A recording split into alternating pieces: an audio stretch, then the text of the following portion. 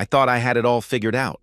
29 years old, decent job as a software developer, nice house in the suburbs with a white picket fence. The whole American dream wrapped up in a neat little package. Most importantly, I had Jessica, my wife of 3 years, the woman who'd stolen my heart when I nervously scribbled my number on a restaurant receipt like some lovesick teenager. Looking back now, I can see how perfectly orchestrated everything was, how carefully she played her role. Jessica Reed, she took my last name, Cross, though she'd drop it soon enough, was 27 and everything I thought I wanted.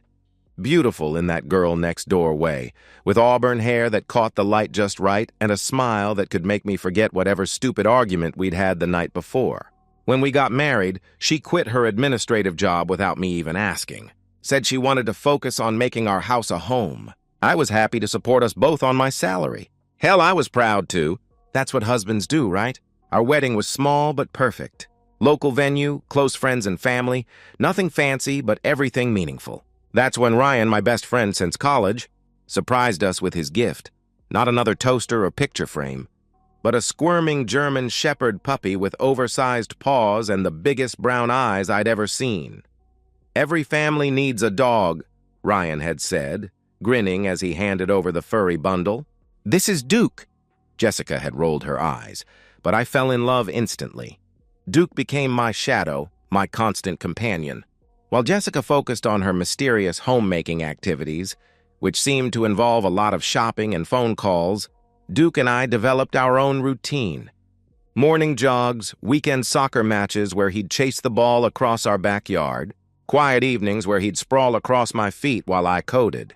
3 years later, our life had settled into a comfortable rhythm. At least that's what I told myself.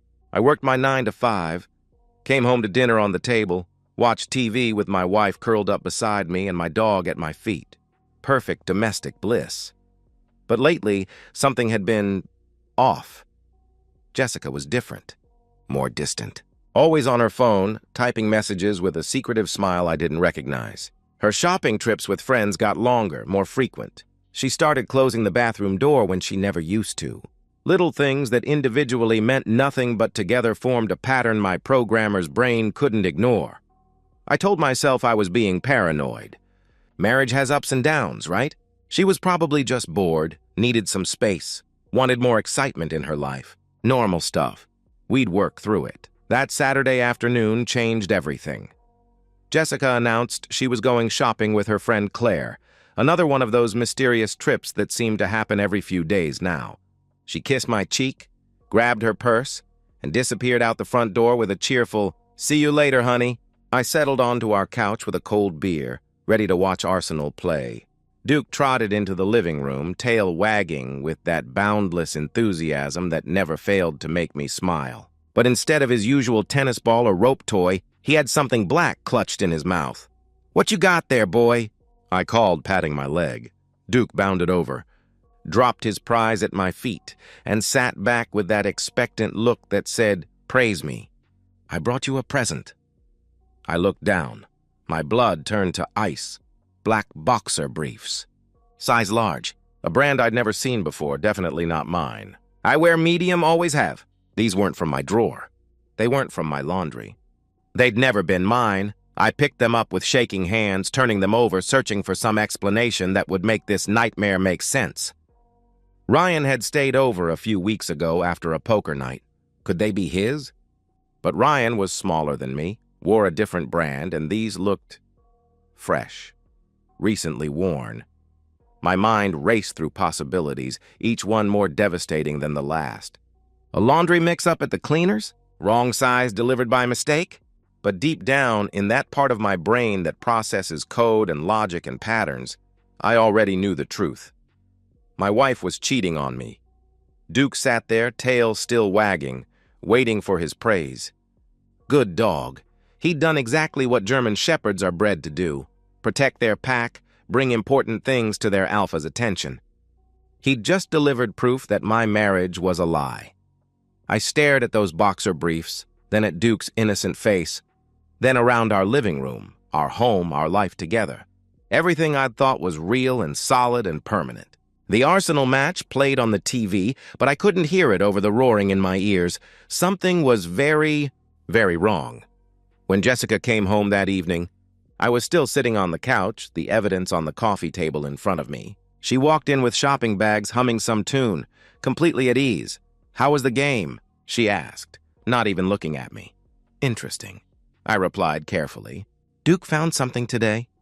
Something unusual." I watched her face as she finally noticed the underwear on the coffee table. For just a second, less than a heartbeat, her expression flickered. Panic, fear, guilt? Then it was gone, replaced by that practiced smile. "Oh, that?" she laughed, waving her hand dismissively, probably from when Ryan stayed over. You know how men are with laundry. But I noticed something else. While she'd been talking, while she'd been laughing off my concerns, her hand had moved to the coffee table. When she walked upstairs to put away her shopping, the underwear went with her. She took the evidence. She was hiding something, and now so was I. Sleep didn't come that night. I lay beside Jessica, listening to her breathing, watching the rise and fall of her chest in the darkness. Every small sound made my pulse spike. When she shifted in her sleep, I wondered if she was dreaming about him, whoever he was. My mind churned through months of small details I'd dismissed. The new lingerie she'd bought for herself, but never wore around me. The way she started keeping her phone face down during dinner. The late-night texts she explained away as work drama from a job she didn't have. The sudden interest in going to the gym, coming home flushed and energetic in a way that had nothing to do with exercise. How long had I been blind? How long had I been the fool? When Jessica finally stirred Sunday morning, I was already up, making coffee with the mechanical precision of a man going through the motions of normal life. "You're up early," she mumbled, padding into the kitchen in that silk robe I'd bought her for Christmas. "Couldn't sleep," I answered, which was true enough. She wrapped her arms around my waist from behind, pressing against my back in what should have been an intimate gesture. Instead, it felt like a performance, like she was playing the role of loving wife. "Everything okay?" she asked, but I heard the testing in her voice. Seeing if I'd swallowed her lie about Ryan's underwear. "Yeah," I lied back. "Just work stuff." She seemed satisfied with that, disappearing back upstairs for her long Sunday routine of showers and primping and whatever else she did to prepare for another week of deception. I waited until I heard the hairdryer, then grabbed my keys. The hardware store was already busy with weekend warriors tackling home improvement projects. I walked the aisles with purpose, knowing exactly what I needed. 4 wireless security cameras with motion detection and smartphone alerts. Top-of-the-line equipment, small enough to hide, smart enough to catch everything. The kid at the checkout couldn't have been more than 19, probably thought I was setting up basic home security.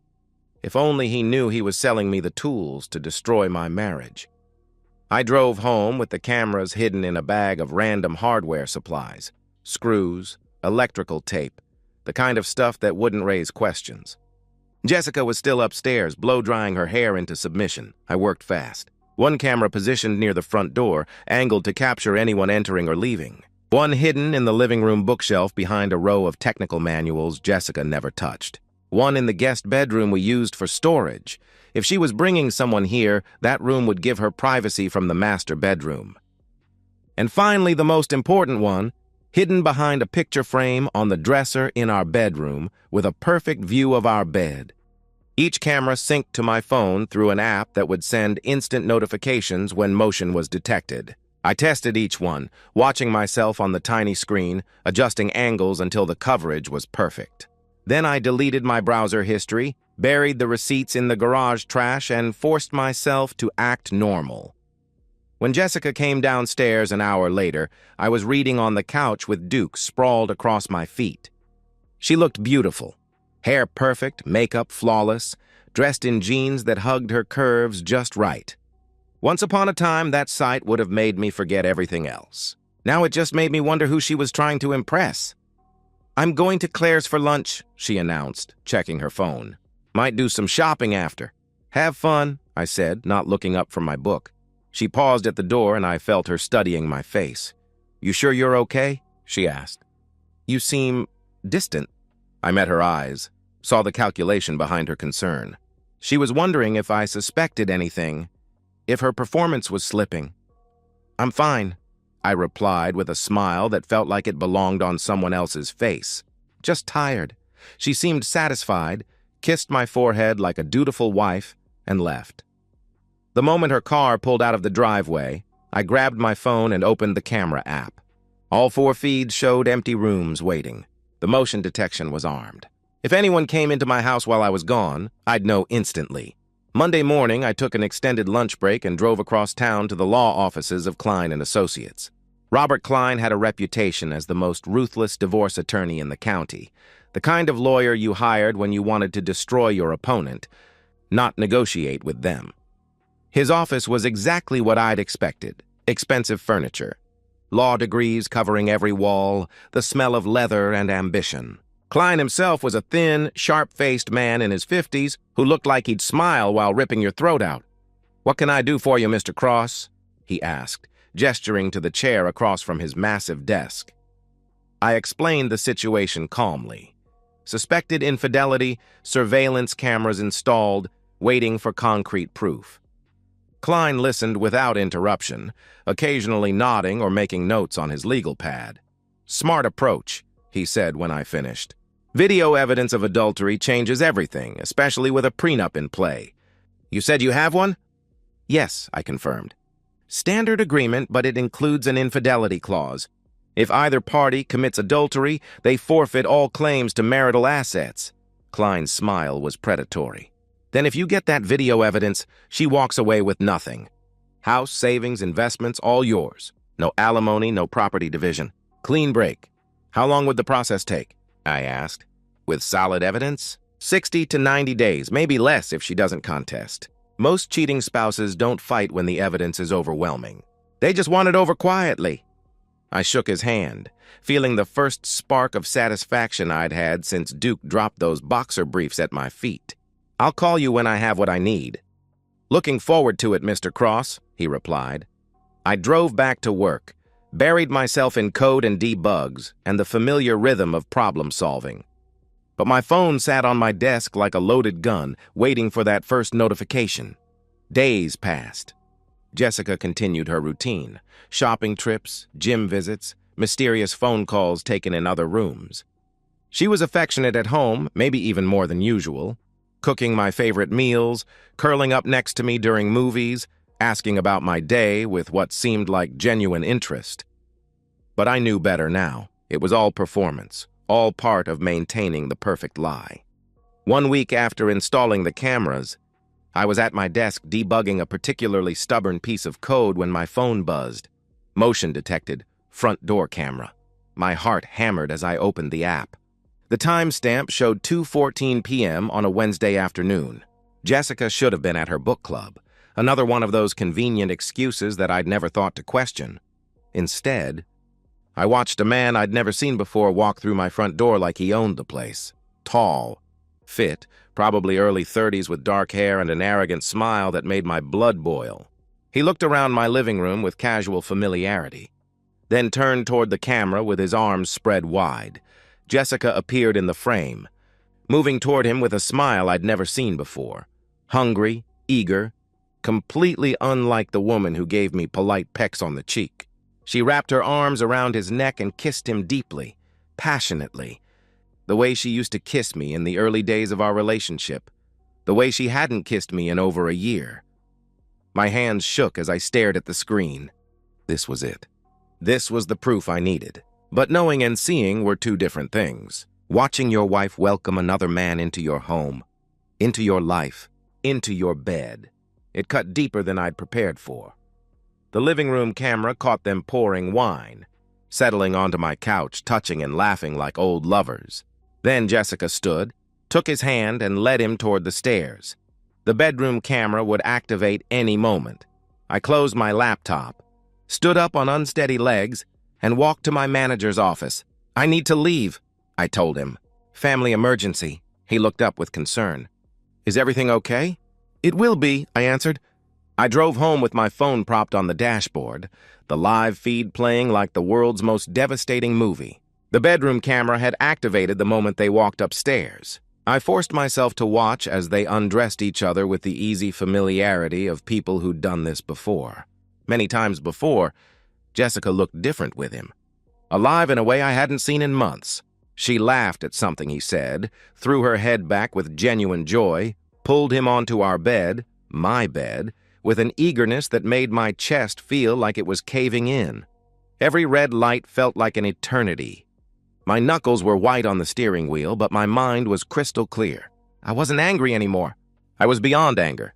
I was cold, focused, calculating. The hurt would come later. Right now, I had work to do. Duke was waiting in the living room when I pulled into the driveway 20 minutes later.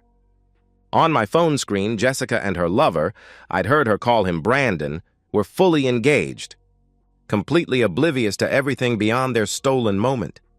I parked quietly, grabbed my phone, and stepped out of the car. The front door was unlocked.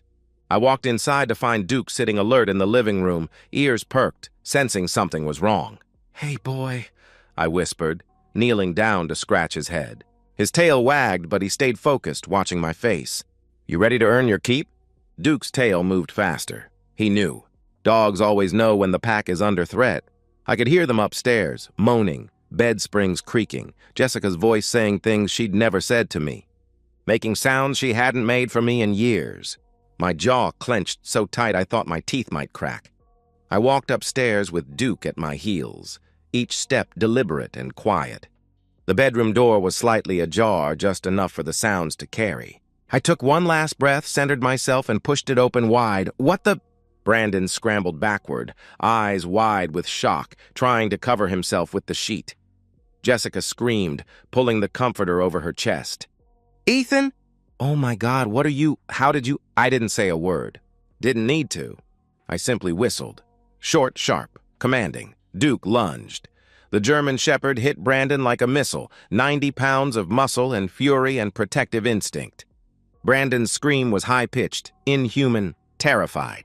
Duke's jaws clamped down on his thigh, and he shook his head the way his ancestors had brought down much larger prey.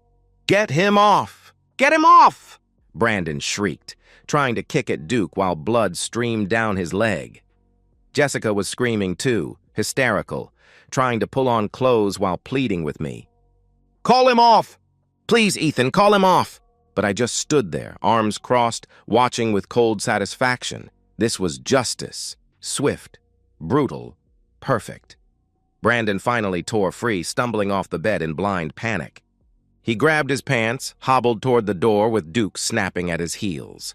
I heard him crash down the stairs, nearly falling, then burst out the front door, still half naked and bleeding. Through the bedroom window, I watched him throw himself into his car and peel out of the driveway, tires screeching like he was fleeing for his life, which, in a way, he was. I turned back to Jessica, who had collapsed on the floor beside the bed, sobbing uncontrollably. Mascara streaked down her cheeks. Her hair was disheveled, and for the first time since I'd known her, she looked small, broken, human. "Ethan, please," she gasped between sobs.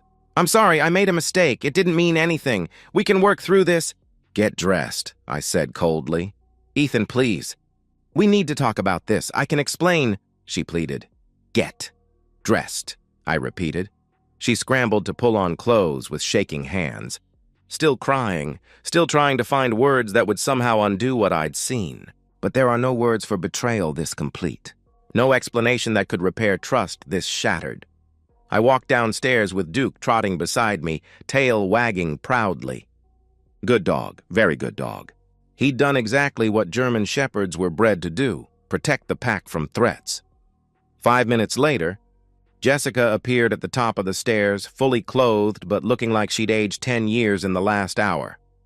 "Ethan, please," she tried again, her voice hoarse from screaming. "We can work through this. I love you. I made a terrible mistake, but we can—" "Get out," I said simply. "What?" she asked, her voice barely a whisper. "Get out of my house! Where am I supposed to go?" she cried. I opened the front door, cold November air rushing in. "Not my problem." Jessica stared at me like she couldn't believe this was happening. Like she'd expected tears, pleading, maybe a fight where she could twist the narrative and make me the villain. Instead, she found ice, steel, a man who'd already moved past forgiveness into pure, calculated justice. "Ethan, please, don't do this. I have nowhere to go. My family," she sobbed. "Should have thought of that before you brought your boyfriend into my house," I replied. She sobbed, stumbled toward the door, still trying to find some combination of words that would change this reality. But I was done listening, done believing, done being the fool. I closed the door behind her and locked it with finality. Through the front window, I watched her collapse on the lawn, crying hysterically, fumbling for her phone. I didn't open the door. Instead, I turned to Duke and pulled a treat from the jar. "Good boy, Duke. Very good boy." He chomped the treat and leaned against my leg, solid and warm and loyal. The best friend I'd ever had. The only one who'd never lied to me. "We're going to be just fine," I told him, scratching behind his ears. For the first time in weeks, I actually believed it. My phone rang an hour later. Jessica's father, Martin Reed, his voice booming with righteous indignation. "What the hell did you do to my daughter?" he demanded. "She showed up here hysterical, saying you threw her out over some minor disagreement. You have no right to—" "She told you it was a minor disagreement?" I interrupted, keeping my voice calm, almost conversational. "Yes, and you have no right to throw a woman out on the street over—" he continued angrily. "She was cheating on me, Martin," I said simply. "I caught her in our bed with another man. I have video proof." Silence. Heavy, stunned silence that stretched for long seconds. "What?" he whispered. "Check your email." "I'm sending it now," I replied. I hung up and immediately forwarded the footage. Jessica kissing Brandon at the door, leading him upstairs. The bedroom scene in all its undeniable detail.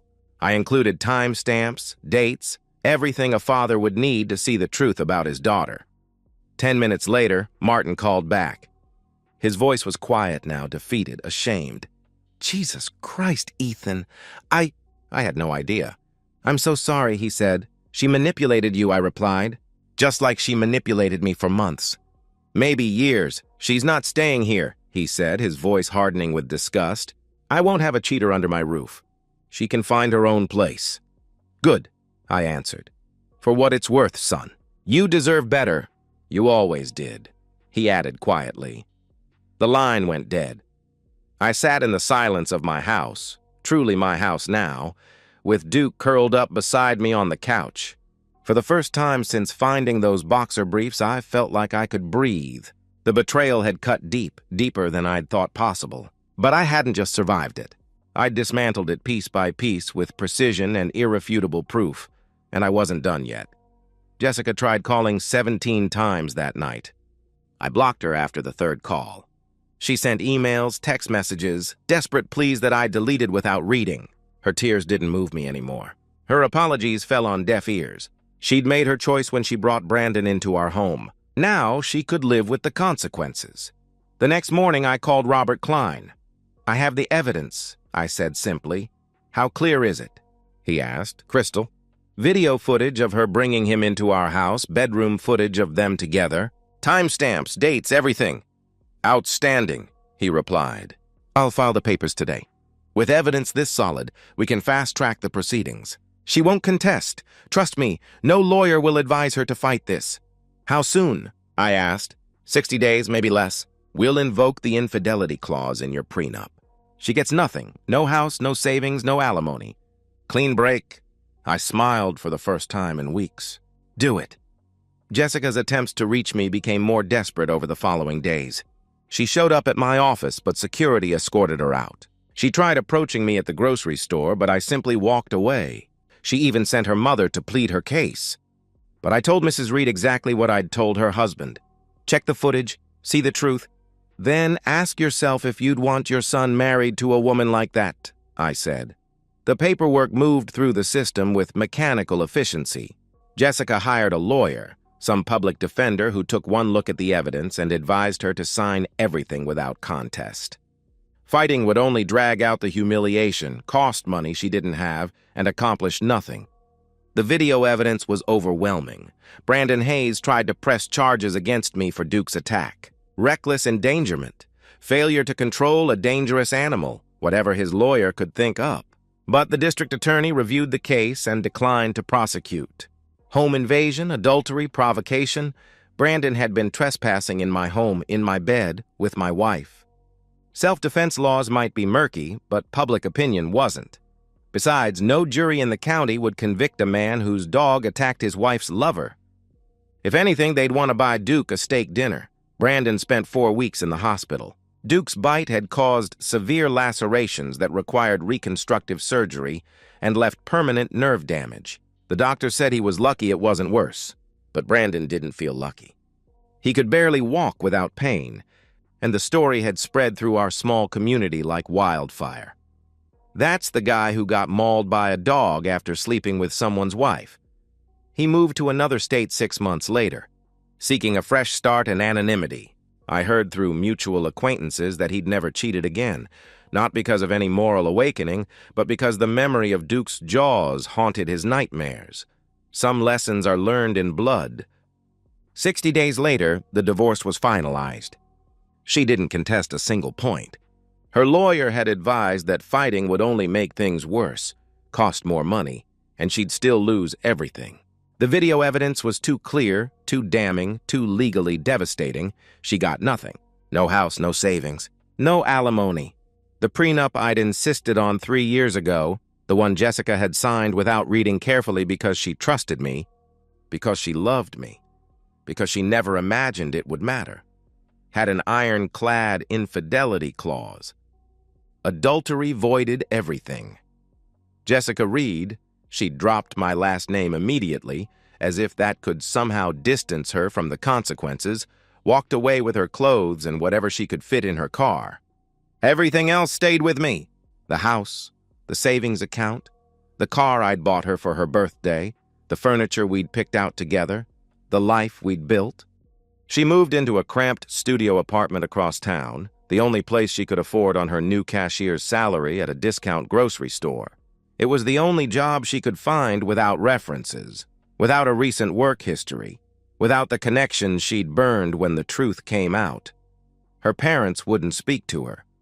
Her mother had called once, 3 weeks after the divorce was final, voice broken with disappointment. "How could you do this to him? To us," she'd cried. "We welcomed him into our family. We loved him like a son, and you destroyed everything. For what? For some stranger?" Jessica had tried to explain, to justify, to make her mother understand that it had been a mistake, that she still loved me, that she wanted to fix things. But her mother had hung up mid-sentence. The Reed family Christmas card came addressed only to me that year, with a handwritten note from Martin. "You'll always be our son-in-law in our hearts." Jessica's old friends distanced themselves quickly.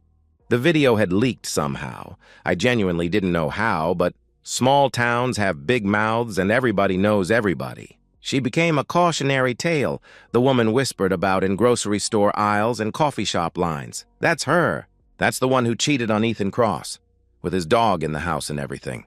Can you imagine? Women looked at her with disgust or pity. Men looked at her like damaged goods, wondering if she was available for casual encounters, but nothing serious. Who could trust a woman who'd betrayed a husband like that? She tried reaching out to me once, 3 months after the divorce was finalized. A handwritten letter slipped under my door while I was at work. "Ethan, I know you probably won't read this, but I had to try. I'm sorry. I was stupid and selfish, and I threw away the best thing that ever happened to me. I miss you. I miss Duke. I miss our life together. I know I have no right to ask, but could we talk? Just once? I can explain everything if you'll let me. I still love you." Jessica read it once, tore it up, and threw it in the trash. Then I blocked her new number and had my lawyer send a cease and desist letter. She didn't contact me again. 6 months later, I heard she'd tried dating someone new, a divorced construction worker she'd met at a bar. It lasted 3 weeks before he found out who she was, what she'd done. He dumped her via text message. "I don't date cheaters." The scarlet letter of adultery followed her everywhere in our small community.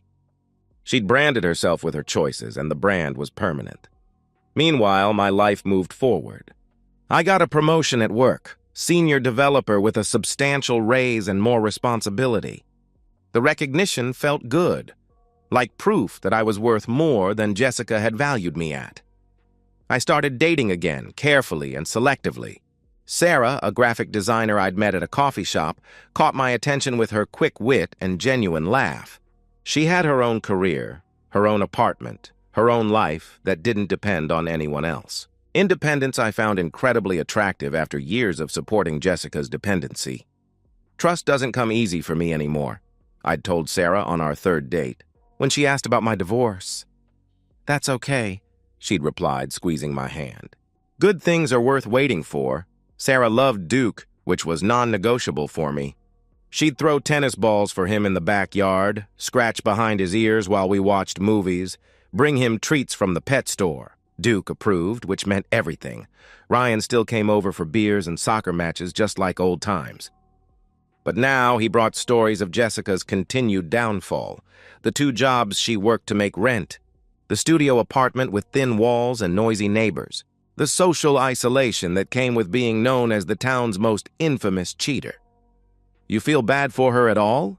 Ryan asked one evening, nursing his beer while Arsenal dominated on the TV. I considered the question seriously, watching Duke chase a tennis ball across the backyard through the kitchen window. "No," I answered finally. She made her choice. She chose to cheat instead of talking to me about whatever was wrong. She chose to bring him into our house, our bed. She chose to lie to my face for months. Every consequence she's facing now she earned. Ryan nodded. "Best wedding gift I ever gave you, huh?" he said, gesturing toward Duke, who was now sprawling contentedly in the evening sun. I laughed, real, genuine laughter that felt rusty from disuse. "Damn right. We toasted with our beer bottles." And Duke's tail thumped against the deck like he knew we were talking about him. Later that night, after Ryan had gone home and Sarah had kissed me goodnight at her car, I sat on my back porch with Duke at my feet. The house was quiet, peaceful mine. No more lies, no more deception, no more wondering what Jessica was really doing when she said she was going shopping. I looked at my reflection in the kitchen window. Older, harder, wiser than the naive man who'd trusted blindly 3 years ago. I'd learned the difference between love and manipulation, between partnership and dependence, between loyalty and performance. Jessica had taught me valuable lessons, though not the ones she'd intended. She'd shown me what real betrayal looked like, so I'd recognized genuine loyalty when I found it again.